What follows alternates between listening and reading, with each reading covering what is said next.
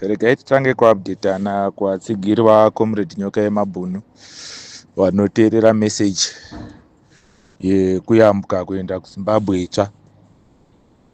Aiwa, Comrade takonfemazve wakwanisa kutaura navo vatiti aiwa Comrade vanofara chaizvo, vari kunzwa kudzirwa kozi kwavari kwavakachengetedzwa kwaane hamawo dzepedyo mustruggle dzaakupota dzichisanganawo navo vachikurukura, saka zviri kuvarerukira izvozvo. So wakonfema kuti vari kufara nazvo. Then in terms of security wise hapana chachinja kubva paupdate yatapfuura. Zvakananda zvavanga vachitraya kuedza, security iri kutraya kuramba ichibloka. Hatina more attempts dzatati tanzwa izvezvi. Then paperwork towards the court, mapepa todaira kuti ari kufambirwa zvakanaka zvakajeka. Kwakumirira zuva rekupinda mukoti kuti zvinhu zvedu zviendeke. Machallenges atingasangana nawo ndekunga Zvigananda zviine dzimwe nzira zvadzatsvaga dzekuita chioko muhomwe sezvavakamboita, kuita mushandira pamwe neembassy kubika zvitupa, kubika mapepa. I don't know kuti how stupid are they kuti system yese mungabika chitupa kusvika kuembassy vanenge vachifambira zvemutemo mbonzi chitupa chatinoziva ndechabikwa. Face yaComrade Nyoka yeMabhunu, zita ndiroro, date of birth regore rambuya nehanda. So isisi tiri kuimba kuti Comrade wavari kutsvaga akatengesa stand ndewe chitupa chavakabika ichocho, kwete Comrade watinawo isisu watiri kutaura nawo Comrade Nyoka yeMabhunu. Right, maadmin ne vari kufambira nyaya dzedemonstration yemusi wa8 May vari kutiti zvinhu zvese zvaa in place, mapepa ese anodiwa are in place. Then kune nzvimbo dzichapiwa transport, vachatizivisa kuti transport ichange yakamira sei yekuenda kuembassy, tinoungana sei, tinosangana sei. Kana vati vanhu vachazvifambira kusvika, tichataurirwa nguva dzekusvika paembassy yekuPretoria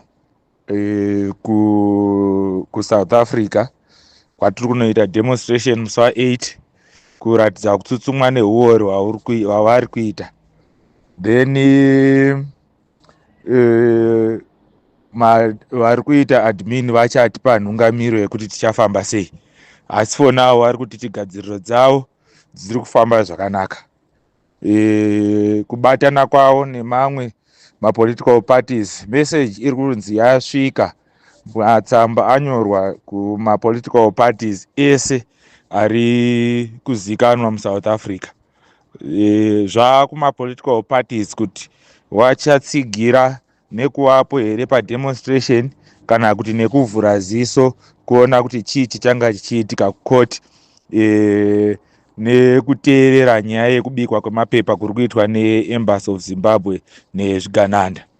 So ndo mamwe maupdates atanga tichipiwa nemaadministrators. Then isisu tiri kuti chii? Tiri kuti message iri kubva kuna Comrade Nyoka yeMabhunu iri kuti vanhu ngavarambe vakashinga, vanhu ngavarambe vakabatana semhuri yeZimbabwe, hatisi kudzoka kumashure.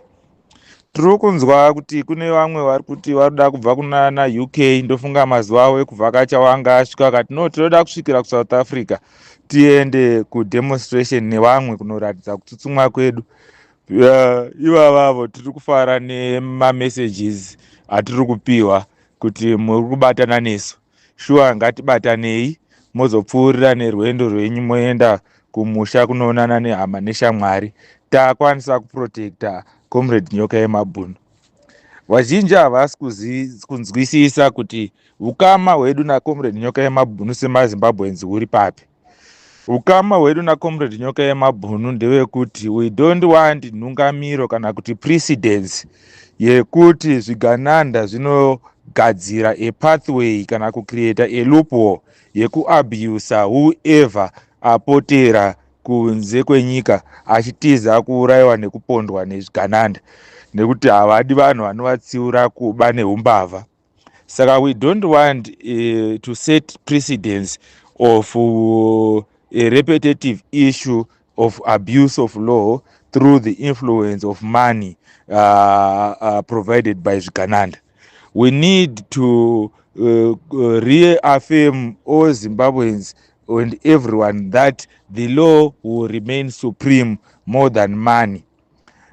Mari yeropa yavanenge vachiba vachitraya kuda kubraiba vanhu tiri kuti haina simba kudarika mutemo. So demonstration iri kuitwa kuPretoria ndeyekuyeuchidza embassy yeZimbabwe kuti remekedzai mutemo wewanhu, mutemo wakagadzirwa nevanhu, mutemo wenyika dzese. Haikona kuremekedza mari. Kuembassy ndo kune vanhu vanohora in foreign currency kudarika vanhu vari kuZimbabwe, but hatizivi kuti sei vari kuita uori hwekuda kuramba vachitsikirira vana vekuZimbabwe vacho. Zvavanoziva ivo kuti extradition yaComrade Nyoka Yemabhunu kuvaisa mumaoko ezvigananda, zvigananda they need musoro waComrade Nyoka Yemabhunu. Those people, they are killers. We know them, we don't trust them, we don't want to play with them. Hativasekereri, they are not our friends. So maZimbabweans ese ngaazive kuti hatichadi kuramba tichisekerera zvigananda. Avo vanongoramba vachingoti mbinga vanhu vachiba mari dzegoridhe vachiuya vachishayina pamberi penyu, hatichazofari nazvo. Pachaitika mamwe maprogramu pekuti mbinga yapfuura, ignovai wapfuure waende kumasowe kwavo wachienda kunoita zvavari kuita. Wekunana Scotland vanenge vachienda kusoka muchitaura Scotland, iye achikutaurirai zveshuwa kuti ndoba goridhe, asi kana ndaba goridhe ndinouya ndoshiya nemi mari yacho, imi mosekerera moomberera maoko. Vanhu ivavo vanofanira kuendwa kurehab. Ndiri kunzwa programu dzemarehab dziri kuitwa kuZimbabwe. Shuwa tichabata vamwe vanhu tikavaendesa kurehab kuti pfungwa dzavo dzishande, ndo vanhu vari kutidzosera kumashure. So vane pfungwa dziri kushanda dzisingadi rehab, ngatirambe tichibatirana tiri pamwe, ngatigoverei shoko ritekeshere risvike kune nzvimbo dzese. Muzivise marudzi ese, muzivise nzvimbo dzese kuti hatisi kuzobvumidza kuti zvigananda zvibudirire panyaya yeextradition yaComrade Nyoka Yemabhunu. Ndo situation yatinayo, ndo message yatiri kugoverana pano. Mamwe maadmin vachanga vachikupai vachisimbisa neurongwa hwatiri kuita.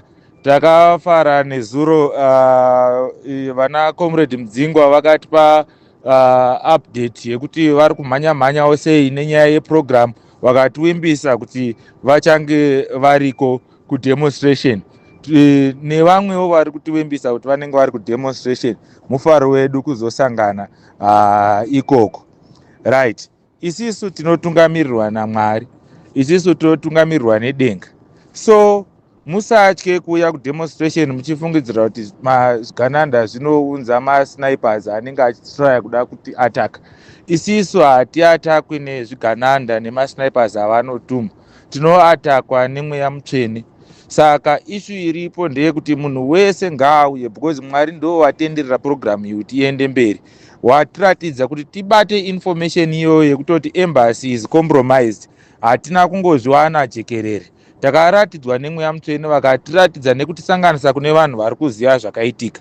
Ndo saka tiri kuti pasi neembassy of Zimbabwe kuSouth Africa, pasi nevanoshanda ikoko, pasi nezvavari kuita zvekugadzira mapepa nekunyora zvitupa zvisina musoro nekukonfema zvitupa zvisina musoro zvavari kugadzira pasi pemuti, nepasi nekutambira kuchioko muhomwe kunoitwa nevanhu vekuembassy, pasi nekusapota 2030 yavari kutaura nezvayo, pamberi nerevolution yatiri kutsigira, pamberi naComrade Nyoka Yemabhunu, pamberi nemaadministrators ari kutirongera kuti zvinhu zviende kumberi, pamberi naComrade Geza nemeseji yavanenge vachiti updata nenhungamiro yavanenge vachiita.